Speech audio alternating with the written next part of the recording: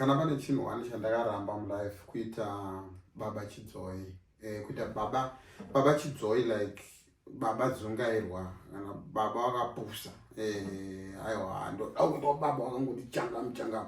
Wakambofamba here na baba wekuti especially madiasporans kuti mune makaronga zvakanaka takuenda kumba tuenda kumba kuholiday kusvika paya hapana pakabhukwa hapana pekurara makumbonzi ngandetonogara kumba kwabamunini kana kumba kwamukoma. Guys, kugara kumba nekwevanhu kuiriteta kwakunoita especially pamba padiki pakamanikidzika kudai. So guys, ndikuti kana uri baba akangwara especially vari diaspora uri New Zealand, Australia, kupi murikuziva kuti mune chitrip chekuenda kana kuti kuZimbabwe nemuchazodaenda kunana Vic Falls kupi especially Vic Falls. Guys, ndoda kukuudzai kune accommodation yebirth lodgings.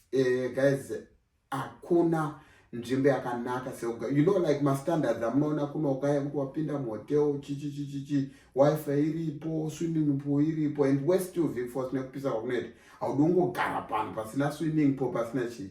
Guys, birth lodges guys ine mabedroom manyama ne-air conditioner ende kune ma-self catering kitchens. Ndoda kutaura kuti zvinhu zvese izvozvo zvoda kurongwa nababa wakarongeka, baba akangwara, kwete chidzoi chababa.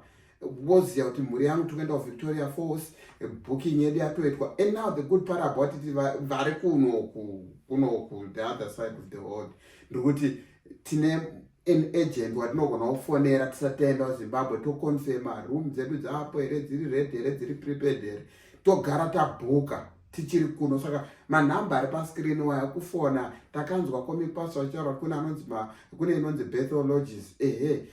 Movha mabhuka ipapa kubhuka mogara matoziva kuti patiri kuenda kuVic Falls accommodation covered. Ende unoda kupindawo imba yekuti uchipinda kwete kuti unge panoitirwa mijolo pane apa itutaura hotel standard yekuti lounge iripo makutodya mhuri kufara kuita sese. Saka team rangu, team Australia, team New Zealand, team UK, team America, team Canada, Poland vanoendawo zvavo but mostly mastudent ndikuti garai mataura nesu.